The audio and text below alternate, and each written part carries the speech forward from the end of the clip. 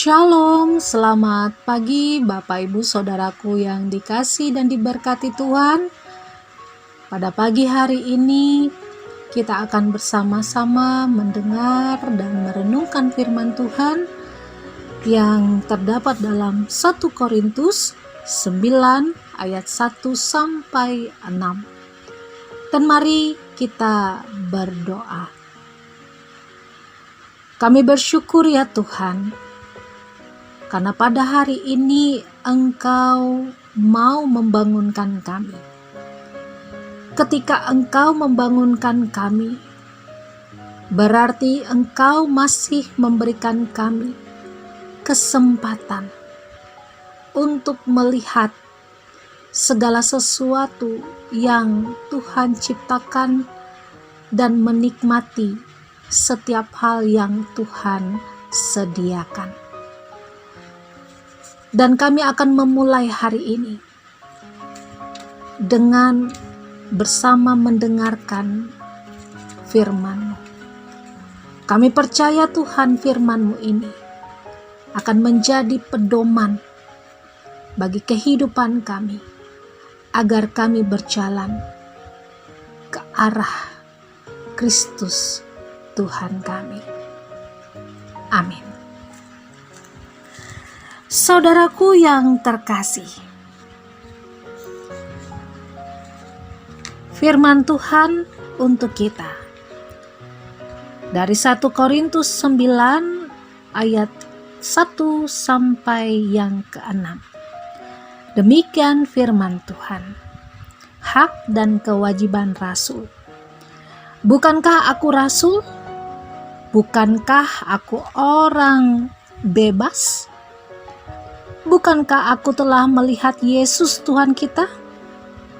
Bukankah kamu adalah buah pekerjaanku dalam Tuhan? Sekalipun bagi orang lain aku bukanlah rasul, tetapi bagi kamu aku adalah rasul.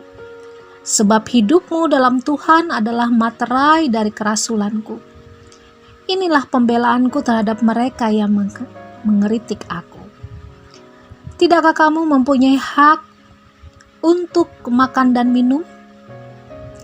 Tidakkah kami mempunyai hak untuk membawa seorang istri Kristen dalam perjalanan kami, seperti yang dilakukan rasul-rasul lain dan saudara-saudara Tuhan dan Kefas? Atau hanya aku dan Barnabas sajakah yang tidak mempunyai hak untuk dibebaskan dari pekerjaan tangan? Saudaraku, sebagai orang yang memberi diri untuk melayani Tuhan Yesus, kadang tidak luput dari kritikan dan tuduhan, baik dari jemaat yang dilayani atau dari orang lain yang ada di sekitarnya. Kritikan dan tuduhan itu bisa untuk membangun supaya dapat menjadi pelayan yang lebih baik, tapi bisa juga untuk menjatuhkan.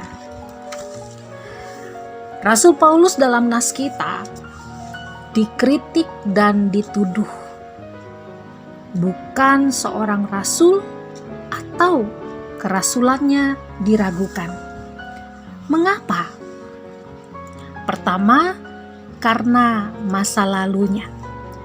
Ini bisa kita baca dalam Kisah Para Rasul 9 ayat 1 sampai 2. Yang kedua, karena orang menganggap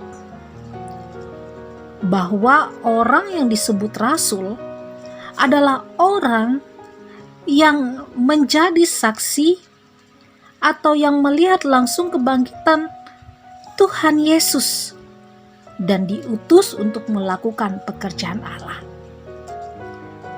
Sedangkan Rasul Paulus, ia tidak ada ketika Tuhan Yesus bangkit, ketika Tuhan Yesus menjalani pelayanannya sampai Tuhan Yesus naik ke sorga. Yang ketiga, adanya pengajar-pengajar palsu yang melakukan pelayanan untuk mencari keuntungan dan kepentingan diri sendiri. Dan mereka berpikir bahwa Rasul Paulus pun sama seperti itu.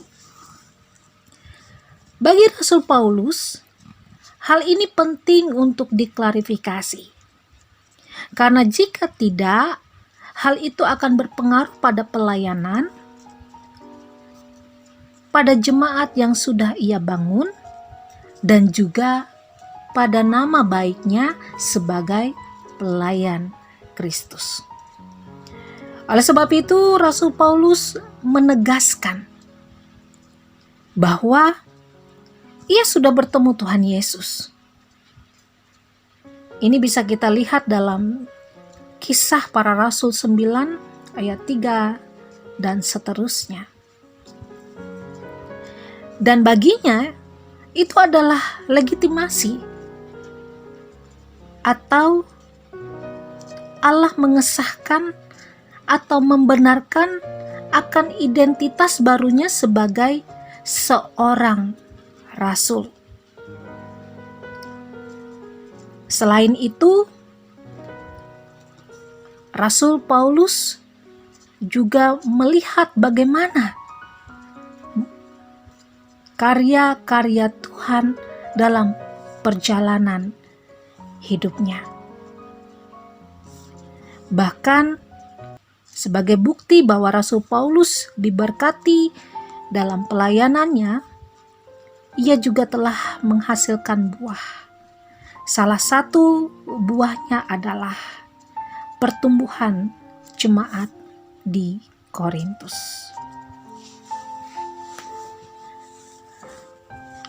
Nah, saudaraku yang terkasih, dari nas ini ada beberapa hal yang menarik yang dapat kita ambil bagi kehidupan kita. Yang pertama, jangan melihat masa lalu orang, tapi lihatlah bagaimana perjuangannya untuk berubah agar ia dapat berkenan di hadapan Tuhan. Lalu saudaraku, kalaupun kita dikritik, jangan jadikan itu masalah yang dapat menghambat kita untuk terus maju. Rasul Paulus saja ketika ia dikritik, dituduh, difitnah, itu tidak membuatnya menyerah. Malah itu semua dijadikannya pemacu untuk membuktikan kehadiran Kristus dalam hidupnya. Ia katakan dalam Galatia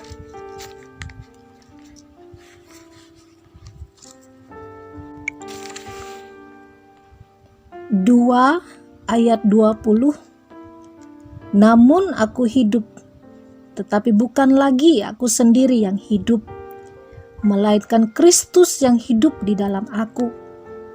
Dan hidupku yang kuhidupi sekarang di dalam daging adalah hidup oleh iman dalam Anak Allah yang telah mengasihi aku dan menyerahkan dirinya untuk aku. Hal yang kedua, legitimasi atau pengesahan dari manusia sebagai orang percaya yang melayani itu penting. Tapi jauh lebih penting adalah legitimasi dari Tuhan.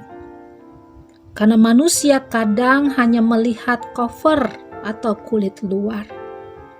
Tapi Tuhan melihat jauh ke dasar hati manusia yang sungguh-sungguh mau melayani.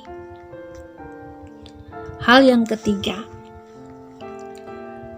pelayanan yang sejati adalah pelayanan yang lahir dari hati. Karena pelayanan yang lahir dari hati yang tulus melayani adalah salah satu bentuk rasa syukur, hormat, dan cinta kita kepada Tuhan serta sesama.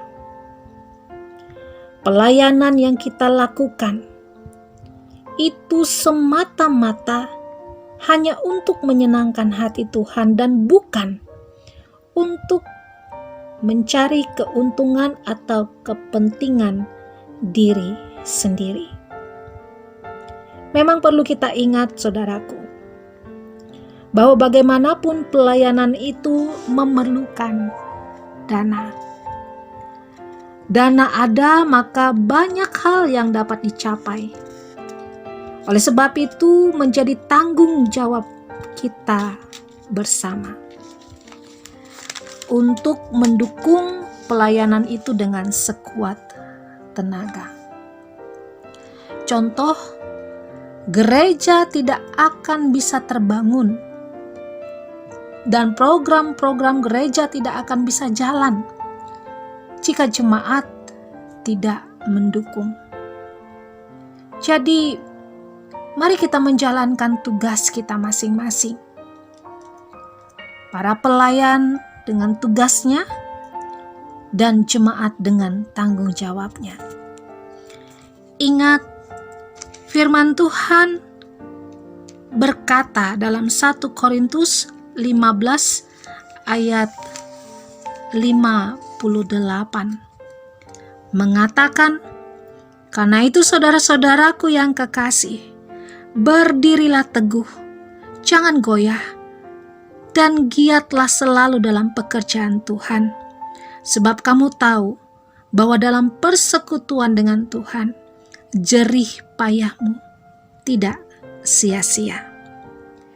Tuhan memberkati, tetap semangat, jaga kesehatan. Shalom.